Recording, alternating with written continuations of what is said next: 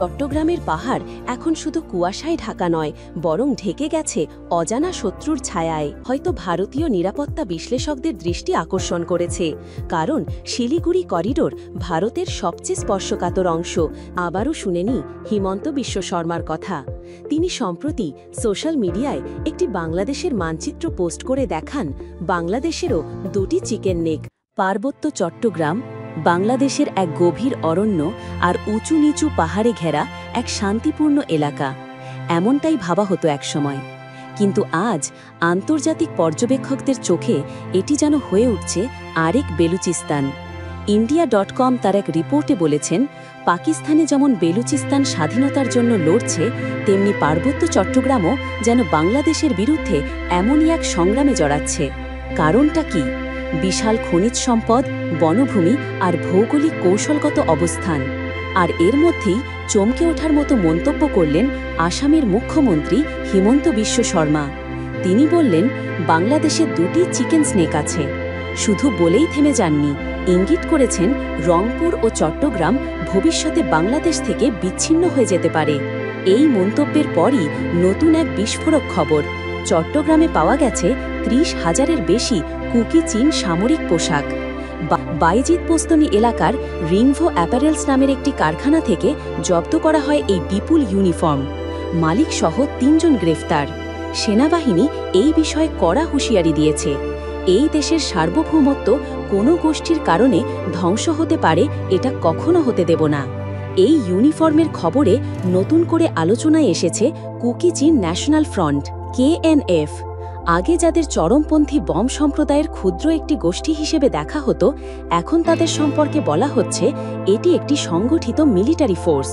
কারণ ১০-১২ হাজার সদস্যের একটি গোষ্ঠীর জন্য ৩০,০০০ ইউনিফর্ম তৈরি, এই সংখ্যাটি অনেক বড় প্রশ্ন তোলে। এর মানে KNF আরও বড় নেটওয়ার্ক, হয়তো বাইরের কারো সহায়তায়। জানা গেছে শুধু পোশাক তৈরির কাজেই হয়েছিল প্রায় ২ কোটি টাকার চুক্তি। তাহলে অস্ত্র, প্রশিক্ষণ, লজিস্টিক এসব খাতে কত বাজেট?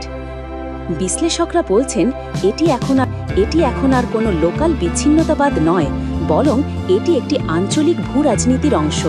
মিয়ানমারে চলমান সংঘর্ষ, ভারতের মণিপুরে কুকি মেইতেই দাঙ্গা, এসবের সঙ্গে KNF-এর যোগসূত্র দিনকে দিন স্পষ্ট হচ্ছে। এই KNF তৈরি হয়েছে ২০১৭ সালে। নেতৃত্বে ছিলেন নাথান বম, ঢাকা বিশ্ববিদ্যালয়ের চারুকলা অনুষদের প্রাক্তন শিক্ষার্থী। KNF দাবি করছে তারা বান্দরবান ও রাঙামাটির মোট ৯টি উপজেলায় কুকি চীন টেরিটোরিয়াল কাউন্সিল নামে এক স্বায়ত্তশাসিত অঞ্চল গঠনের কথা বলছে। তারা চায় আলাদা পুলিশ বাহিনী, ভূমি নিয়ন্ত্রণ, সাধারণ ক্ষমা এবং এমনকি একটি কুকি চীন আর্মড ব্যাটালিয়ন। তাদের অর্থ আসছে কোথা থেকে? তথ্য বলছে KNF-এর যোগাযোগ আছে মিয়ানমারের কাচিন বিদ্রোহী গোষ্ঠী ও ভারতের মণিপুর রাজ্যের জঙ্গিদের সঙ্গে। শুধু তাই নয়, KNF ইসলামপন্থী জঙ্গি সংগঠন জামায়াতুল আনসার ফিল হিরে প্রশিক্ষণ দিয়ে অর্থ উপার্জন করেছে বলেও জানিয়েছে নিরাপত্তা বাহিনী। এর সঙ্গে নতুন যোগ হয়েছে আরাকান আর্মি। এই মিয়ানমারের বিদ্রোহী দল এখন বাংলাদেশের ভেতরে আসছে, স্থানীয়দের সঙ্গে মিশে যাচ্ছে, বিয়েও করছে। প্রশ্ন হলো, এরা কি পরিকল্পনা করছে? পর্যটক অপহরণ, পাহাড়ে হামলা, বিশ্ববিদ্যালয়ের শিক্ষার্থী নিখোঁজ, এসব ঘটনা দিন দিন বাড়ছে।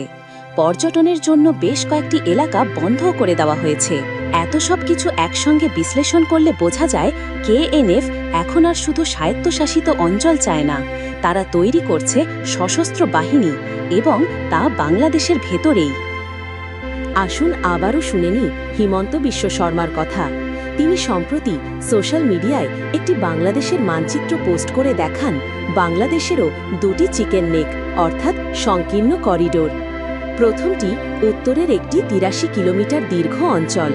দক্ষিণ দিনাজপুর থেকে বাংলাদেশের গারো পাহাড় পর্যন্ত বিস্তৃত এই করিডোর যদি ভারত দখল করে নেয়, তাহলে বাংলাদেশের রংপুর বিভাগ বিচ্ছিন্ন হয়ে পড়বে। দ্বিতীয়টি দক্ষিণের করিডোর, যা ত্রিপুরা থেকে বঙ্গোপসাগরে যায়। এটি শিলিগুড়ির তুলনায়ও সরু, মাত্র ২২ কিলোমিটার। এটি যদি ভারত কোনোভাবে নিয়ন্ত্রণ করে, তাহলে বাংলাদেশ থেকে চট্টগ্রাম বিচ্ছিন্ন হয়ে যাবে। এগুলো নিছক তত্ত্ব নয়, কারণ এর আগে বাংলাদেশের chief adviser doctor Mohammad Yunus চীন সফরে গিয়ে চীনা প্রেসিডেন্ট শি জিনপিংকে সরাসরি বলেছিলেন ভারতের উত্তর পূর্ব অঞ্চল ল্যান্ডলকড, যার সামুদ্রিক অভিভাবক বাংলাদেশ। এই মন্তব্যই হয়তো ভারতীয় নিরাপত্তা বিশ্লেষকদের দৃষ্টি আকর্ষণ করেছে, কারণ শিলিগুড়ি করিডোর ভারতের সবচেয়ে স্পর্শকাতর অংশ, যেখানে কেবল ২২ কিমি প্রশস্ত একটি মাত্র করিডোরের ওপর নির্ভর করে ভারতের ৮টি রাজ্যের যোগাযোগ। এখন প্রশ্ন হচ্ছে, থেকেও ভারতের দুর্বল স্থানে আঘাত হানার হুমকি পায়, তাহলে ভারত নিশ্চুপ থাকবে? বিশেষজ্ঞরা বলছেন কেএনএফ এখন একটি জাতীয় নিরাপত্তার বড় হুমকি। এর সঙ্গে যদি বাইরের রাষ্ট্রীয় সংযোগ থাকে, তাহলে তা হয়ে উঠতে পারে বাংলাদেশের ভূখণ্ডে গড়ে ওঠা এক শত্রুপক্ষীয় মিলিটারি ক্যাম্প। অন্যদিকে বাংলাদেশ যুক্তরাষ্ট্রের কূটনৈতিক ফাঁদে পা দিয়ে আরাকান আর্মির মাধ্যমে বাংলাদেশের ভেতরে একটি গোপন সংঘাত তৈরি করতে চাইছে। এই পরিস্থিতিকে চীন বা মিয়ানমার কেউই ভালো চোখে দেখছে না। বাংলাদেশ যদি পাহাড় ধরে রাখতে চায়, তাহলে দরকার সর্বোচ্চ সতর্কতা, কারণ চট্টগ্রামের পাহাড় এখন শুধু কুয়াশায় ঢাকা নয়, বরং ঢেকে গেছে অজানা শত্রুর ছায়ায়। বাংলাদেশের এই সংকটময় সময়ের বাস্তব চিত্র জানতে চাইলে লাইক দিয়ে পাশে থাকুন, শেয়ার করুন যেন সবাই জানে, আর আমাদের চ্যানেলটি সাবস্ক্রাইব করুন পরবর্তী বিশ্লেষণ ভিডিও যেন মিস না হয়।